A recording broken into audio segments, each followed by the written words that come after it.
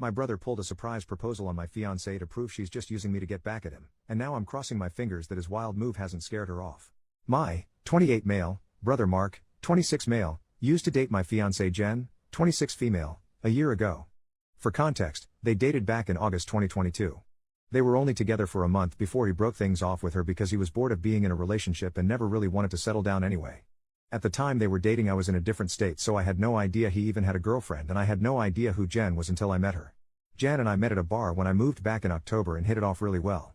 She was easily the most beautiful and intelligent woman I ever met, and we met up a few times more before we made it official. Fast forward to December and I finally bring her up to my family and propose them meeting her at Christmas. They knew I was in a relationship, but I'm not the most open about my personal life, so I kept details about her to a minimum until I knew how serious we really were. My parents asked to see pictures and they started passing my phone around the dinner table. Mark saw it and blew up, calling me a shit brother for dating his ex-girlfriend, and he demanded I break it off with her. I refused. When I asked Jen about it, she confirmed they dated and gave me the details about their breakup. It took a few weeks, but eventually Mark stopped bringing up me dating his ex and I thought he was over it. On Jen's birthday this year, I took her out to a fancy dinner with both of our families and her closest friends, and I asked her to marry me. Mark flipped once again and blew up about me proposing to her, which me and my sisters immediately shut down. The incident happened this past weekend. Mark had been pretty quiet about the whole thing for the last 2 months. I didn't see him much and figured he went low contact with me, which I had no problem with. Then he invited me and Jen for family dinner at his apartment with my parents and sisters. I thought it was weird, but my parents and sisters were also going, so we agreed to go. The dinner was nice, nothing too fancy, and we moved to the living room to talk. About 30 minutes into normal conversation, Mark stood up and told us he had an announcement. He made a long speech about being happy to have his family around for his big moment, then got on one knee and pulled out this cheap ring while asking Jen to marry him. Jen was confused and obviously uncomfortable and demanded that he put it away and stand up. My dad tried to make a grab for Mark, but I got to him first and punched him. I won't repeat most of it, mostly because I was too angry to even listen to most of it, but he said something along the lines of wanting to show me that Jen wasn't really into me and just wanted to get back at him. Before it could get worse, my parents rushed me out and promised to talk to him. It's been a few days since it happened and I'm still pissed off. I don't know what to do at this point. I'm scared Jen might have second thoughts marrying me because of this. Any advice? Edit to add later that day. First, thanks for reading and responding. I want to clarify a few things that I saw in the comments. 1. Jen and I are newly engaged. It was one of those feelings where we both knew we were in it for the long run. As fast as it is, I'm sure about her. 2. When we met, I was the one who approached her, not the other way around. Whether she knew or had suspicions of us being related, I don't know. I asked after finding out they dated and she says she had no idea. I didn't have a reason to doubt that, but I can admit this, seemingly, overreaction on Mark's part does raise red flags. 3. I had no idea she and Mark dated when I met her. Mark and I aren't close at all. We used to be, but as we grew up we drifted and talked less and less. Before I moved back, we didn't really speak much aside from special days like his or my birthday. Jen knew of my family but not much until I decided I was ready to introduce them to her. When she and Mark met, again, I didn't get a sense of any residual feelings on either part. She didn't treat him like a stranger, but she also wasn't overly affectionate with him either. 4. I was told this was a relationship that lasted a month. I didn't think I needed permission from Mark to ask her to marry me, but maybe that was wrong of me. I'm not sure. That being said, I plan to talk to Mark this weekend to lay everything out on the table and figure out what's up. I never asked for his side of their relationship, which is my fault for not doing my due diligence. Update 2 days later, I called Mark and asked him to meet up with me at my place to talk.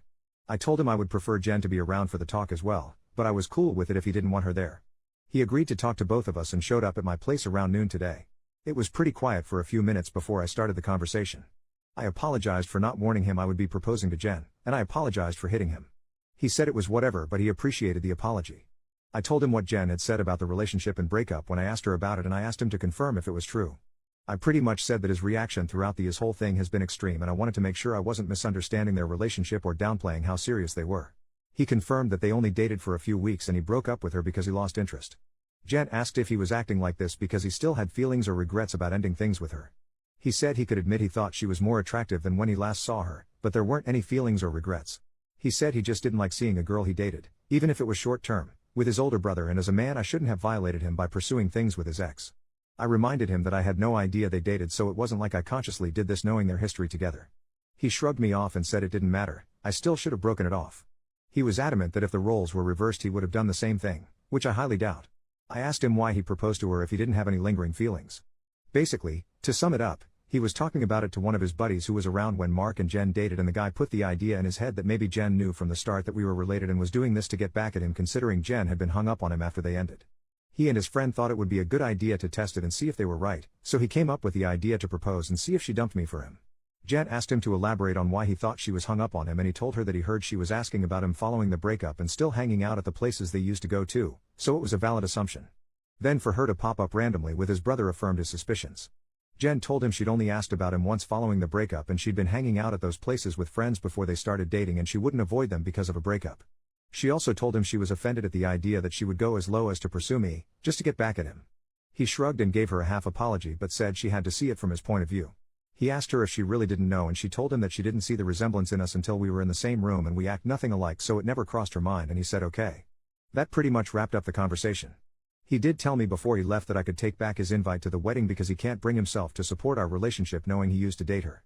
I told him he didn't have to worry about that as he was most likely going to be uninvited anyway. It's been a few hours since our talk and I do feel better. My parents aren't too happy about him being uninvited, but they understood that it was a mutual decision and probably for the best. My sisters told me they knew he didn't have a good reason for being a jerk and they don't blame me for not wanting him at the wedding. As of now, I'm going to limit contact with Mark and I doubt he'll reach out to me anytime soon either. Once again, I want to thank everyone for reading and commenting, and if anything significant happens, I'll update again. Second update 2 months later, so I've been low contact with Mark since our last conversation. I haven't called him and he hasn't called me, and our only interactions have been in family settings. As it stands, my mom is now upset that Mark is still uninvited for my wedding. It started with a comment made during my younger sister Sophie's birthday, 22 female. Her boyfriend of, I think, 4 years proposed to her at the end of the night and we sat around talking about what she envisioned for her dream wedding. She talked a bit about wanting a destination wedding and her ideas for the cake and dress. Then she said something along the lines of, "Teddy, I know Mark's banned from your wedding but you won't care if he comes to mine, right?" I laughed it off and told her I can't get mad about her guest list even if I wanted to. My mom gave me this weird look and asked if Mark was still not invited to my wedding.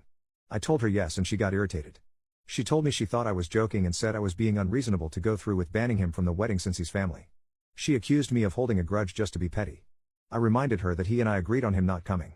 I then told her that this wasn't the time to talk about my wedding since the day was about Sophie, and if Mark or her want to talk about my wedding they can call me another time.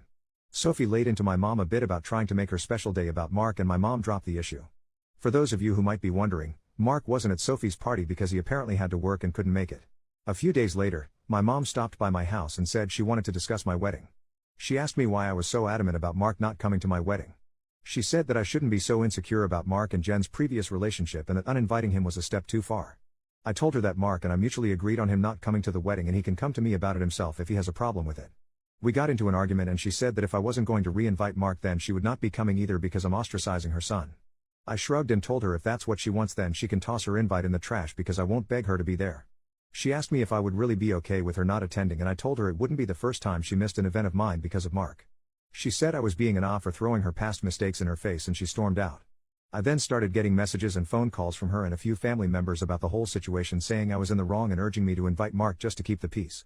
Jen's also been getting messages from my mom asking her to talk to me and get me to change my mind, but to my knowledge she hasn't been responding. So far, most of my mom's side of the family are standing in solidarity with her and not attending, while my dad and his side of the family, which is only my aunt and uncle and their 2 kids, agree with me and are still coming. My sisters are also still coming to the wedding and of course Jen's family too. Also, I talked to Mark about it and asked him if he had a problem with not having an invite. He said he uninvited himself in the first place and he doesn't get why they're making a big deal because he still doesn't want to go. He told me to leave him out of the fighting because he's not involved and he says he'd tell her the same. As of now, I'm back to being low contact with my mom, but my dad and I are still on decent terms. I'm still deciding on whether I'll re-invite my mom and her family, should they change their mind about the boycott, but the chances are low and I told my dad this too, which he understands. For now, Jan and I started looking into downsizing the venue since the guest list is significantly smaller. Update 3, my mom is uninvited from the wedding indefinitely. About 2 weeks after she decided to not come to the wedding, she stopped by and said she wanted to clear the air and talk about everything. We agreed and invited her in to join us for dinner. Jan made her a plate of food and I asked her if she was still planning on not coming to the wedding. She said that while she wants to, she can't get over me not inviting Mark because of a simple mistake. I reminded her that his simple mistake was proposing to my fiancée with me sitting less than 3 feet away from him, and she said it was just a joke. Jan asked her why she wanted to talk if she was maintaining the same stance on Mark coming to the wedding. She said she wanted to talk to Jen and she was hoping Jen would hear her out and talk me into inviting Mark again. She apparently assumed I was at work and she'd be able to catch her alone. Jen politely told her that she understood her thought process, but she wouldn't have had that conversation anyway without me present since this is about my brother. My mom made a comment somewhere in the lines of Jen being spineless and unable to have a conversation without me thinking for her, which started a pretty heated back and forth between the 3 of us before Jen told her to get out. She got up and started walking towards the door and my mom followed her still screaming at her. By this point she's yelling about her tearing our family apart. While Jen was unlocking the front door my mom grabbed her hair and pulled her to the ground still screaming. She hit her and tried to claw her face and I dragged her off of her and threw her outside. She banged on the door for a few minutes while I made sure Jen was okay before she left and called the both of us repeatedly. When I was sure Jen was okay I texted my mom and told her not to bother reaching out again because we'll never speak to her again. I called my dad and sisters and told them what happened too. My dad was surprised and tried to make excuses, saying she'd been stressed about this whole situation for a while. My sisters say they knew she'd snap eventually since she's always been a crazy bitch and they said they'd come make sure Jen is okay. I asked Jen if she wanted to press charges but she declined and said she only wanted to cut contact with her for good. I told that part was obvious but she should still talk to the police since she was physically assaulted but she doesn't want my mom to get arrested. My sisters and Jen's mom came by to comfort her thankfully so she's doing okay. My mom is blocked on everything until Jen says otherwise. I genuinely don't know what to do now. Jen doesn't want to go to the police because she'd feel guilty having her arrested over this, but my sisters and I want to convince her too, and I'd at least want documentation in case something happens in the future. Clarification and some background on my relationship with my parents. Some people were asking questions about my mom and my decision not to be open with Jen about my relationship with my parents. I figure I could give some background on why we're so strained. Like some of you said, Mark was the golden child. Mark was my mom's baby boy and she didn't do much to try and hide it. They didn't spend much time with my sisters and I like normal parents did with their kids unless they had to, but they'd spend time with Mark as often as possible like taking him out shopping while we stayed with a sitter, or bringing him home his favorite food and toys from the store when they'd shop alone. He usually got better things compared to the rest of us like new expensive clothes while ours were thrifted or new toys just for him compared to old toys we had to share with each other. If my sisters and I got gifts, they were for us to share, but my mom made it pretty clear that Mark's things were only for him and we shouldn't touch it. When Mark would screw up, I'd get punished for not being a good role model and showing him the proper way to behave. For example, Mark went through a phase of breaking his toys and I got the beating because obviously he learned that behavior from me. When he was 8, Mark got in trouble at school for trying to push a kid down the stairs. I was grounded for 2 weeks and told to apologize to the kid for not teaching my brother right. When I turned 13, I pushed for my parents to start giving me an allowance. They agreed as long as I did household chores like mowing the lawn, taking out the trash, raking leaves, etc. It was usually somewhere around $25 a week to help me start saving. Mark saw that I was getting money and he begged my parents for an allowance too. Instead of making him work, $10 of my allowance money was given to him each week because we were doing such a good job with our chores, that he never touched. Whenever I asked him to help, he'd tell me it's not his job to do chores so why should he bother. It was around this time that I started really distancing myself from my brother. By the time I entered high school, we only talked to each other when we needed small favors or when we absolutely had to. I got my first job when I turned 17 because I wanted to finally get my own car and make money that they couldn't force me to give to Mark. My oldest sister Maggie helped me start my own bank account and showed me how to properly budget and save my money. I got my first car at 18 after all of my hard work. When Mark got his license, my parents asked me to let him use my car to get around and for extra practice behind the wheel. Reluctantly I agreed and for a while the arrangement was fine. Mark used my car when I didn't need it and helped maintain it pretty well. When he expressed wanting my parents to buy him his own car, my mom came to me and told me to give him my car because he needed it more. When I refused, she threatened to kick me out. We got in a fight that night which ended with her giving Mark my car and taking me to transfer ownership of it to him within the following few days. Since I didn't have anywhere else I could go at the time, I just sucked it up and signed it over. When I graduated high school, both of my parents skipped my graduation because Mark didn't want to sit in a long ceremony just to see me get a piece of paper, and my mom didn't want to leave him alone for the night. So I only had the support of my sisters and my aunt and uncle who wanted to take me out. They ended up having to bring me home at my parents' request because they made me dinner to make it up to me. It was a dinner I couldn't eat because my mom put shrimp and chicken on the same serving dish and I'm allergic to shellfish. My first year out of high school I worked 2 jobs to buy myself another car, and at the start of the new school year I moved away for college and cut contact with them. They, mostly my mom, tried to reach out for the first few months via social media and Sophie, but I never responded and I told Sophie she would be cut off too if she kept trying. When she couldn't get to me through Sophie, she tried going through my older sister Charlotte, and a few times through Maggie and Mark until I threatened to file a restraining order for harassment. It was a bluff because I had no idea how to do it, but it managed to scare her off and the most I got from her was happy holiday texts over the years. Around the time I moved back, Charlotte told me they had been seeing a family therapist, at Charlotte's request, and my parents wanted to apologize for their treatment of us. I was hesitant but I agreed as long as they would be genuine, and the reconciliation process started when I moved back home. That doesn't even scratch the surface of everything they put me through, and it took a lot for me to even begin to let them back into my life. When I met Jen, I wasn't sure where my relationship with her was going or where my relationship with my parents was going. I didn't want to mention my family at all mostly because I was ready to cut contact again if I needed to. Jen was understanding of it being a sore subject and didn't press for more. I hope this helps shed some light on some of the questions I've been seeing pop up. Update 4. I want to thank everyone who's taken the time to give me advice on what to do going forward and all the kind messages and comments I've gotten over the past few days and weeks. Jan and I have read the comments together and everything is appreciated. To answer the most common question about why I chose to reconnect after everything, the short answer is because I would do anything for my sisters. Charlotte wanted the entire family around and for the birth of her first child and to help her while she adjusts. She didn't want part-time aunts and uncles who would only visit her kid during birthdays and holidays. She was never the type to ask for much of anything growing up, so when she asked if I would be willing to try for her, I agreed because it would make her happy. I also think part of me hoped that maybe they'd changed. I don't regret trying to reconcile either. My parents are still terrible, but I met the love of my life, so I call it a win. A few people wanted to know if there's an update, so here we go. Sorry if it's a mess or confusing, a lot has happened. We filed a report with the police and were told that even though Jen doesn't want to pursue anything, it's not up to us to decide whether it goes further, but they would keep our preference in mind. We provided some pretty decent evidence of the assault, including pictures of Jen's face and texts with my mom and dad talking about what happened. We were advised to report and record any other incidents with my mom going further in case anything else happens. Considering where we live, I doubt it'll go anywhere, but at least we have it on record. I got about 100 angry text messages that tell me they at least spoke with her regarding the incident. My mom tried to corner me leaving my job and screamed at me about trying to ruin her life. She kept screaming that I was an awful son for trying to get her arrested over a small misunderstanding and she didn't understand what she'd done to deserve being punished like this.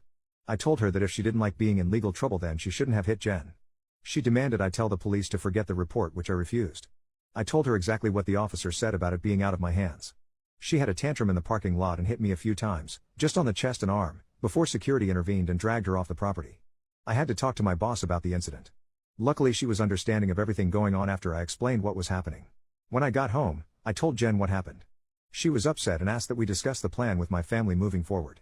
It was a long talk, but we took the advice of some Redditors and decided to go completely no contact with my family aside from my sisters. We agreed that having them in my life is adding unnecessary stress for the both of us and we aren't even married yet. She told me she wanted to consider moving away and putting some distance between us and my family. She said that she tried to stay out of my family issues because it's not her place, but she refuses to put up with my mom and her behavior or my dad enabling her abuse.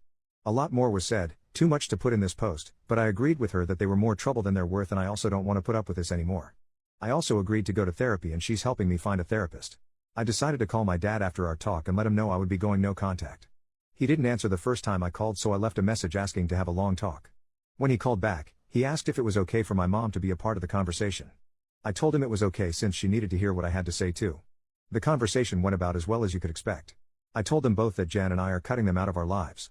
My dad demanded to know why I would do something like that after going through all the trouble of repairing our relationship.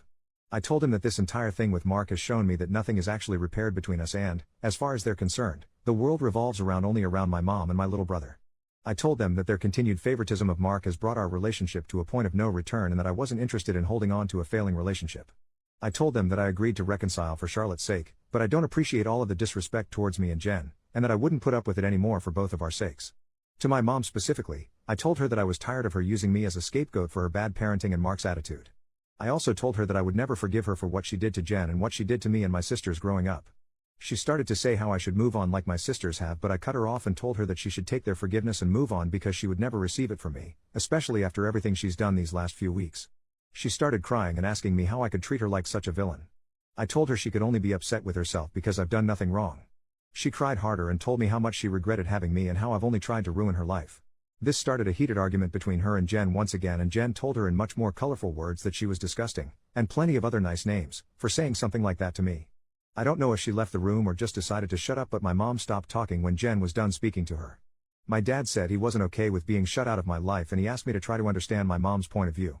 He said that she was also struggling because her kids were at odds and I was being unfair to punish her for her struggles with raising and caring for us.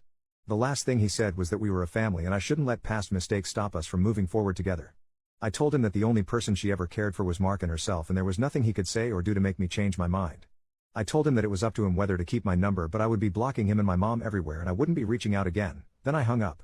Afterward, I sent a long email with a link to my posts attached to my entire family uninviting everyone except my aunt and uncle and my sisters to the wedding. I hadn't cried in a long time, but Jen held me while I cried after writing the email and she assured me we would be okay. My sisters also reached out to me after reading the email. I apologized to Charlotte for not being able to continue reconciling like she wanted, but she told me it was okay and it's not my fault I had to cut them off again. The response from my family has been pretty mixed. Some are angry I aired out family issues on a public internet forum, while others are pissed at my parents because they never knew it was this bad. The last person I talked to about everything was Mark. He asked if I was cutting him off too, and I told him I wasn't, but I wouldn't be going out of my way to reach out to him either. He didn't argue and just wished me the best with the wedding, and we haven't spoken since. Right now, Jan and I are looking for a new place to stay. The plan is to move closer to Jen's brother. He lives about 3 hours from where we are now, and Jan and I like the city he's in. I spoke to my boss about transferring, and Jan is looking into the option of working 100% remotely or possibly finding a new job. And once again our venue's changed. Since the guest list is significantly smaller, my future brother-in-law is considering letting us use his lake house for our wedding. I don't plan to post any more about this unless the sky falls, at least not until the wedding, because I want to move on with life, but I want to thank you all for your comments and advice. New update 10 months later. Hey everyone, it's been a while since I posted here. Things have been busy, but I saw a few requests for an update. It's small, but here it is. I have a wife and a newborn daughter now. We found out Jen was pregnant around the time of my last post, so that pretty much kicked us into overdrive as far as moving away and starting fresh in a new place. I was able to transfer to a different location, and Jen found a new job here that lets her work remotely. We got married 4 months ago at her brother's lake house. We didn't plan to have the ceremony so soon, but we both didn't want to wait for the baby to arrive to get married. Jen also found a dress that she fell in love with and didn't want to get too big to wear it. It was a small ceremony with mostly her family present, but my sisters, aunt, and uncle did attend. I know some people probably wanted to hear about a huge blowout at my wedding, but it was easily one of the best days of my life. My daughter was born early last month. She's beautiful, happy, and healthy. Jen's also doing okay. The last stretch of the pregnancy was hard for her both emotionally and physically, but since giving birth she's been doing better.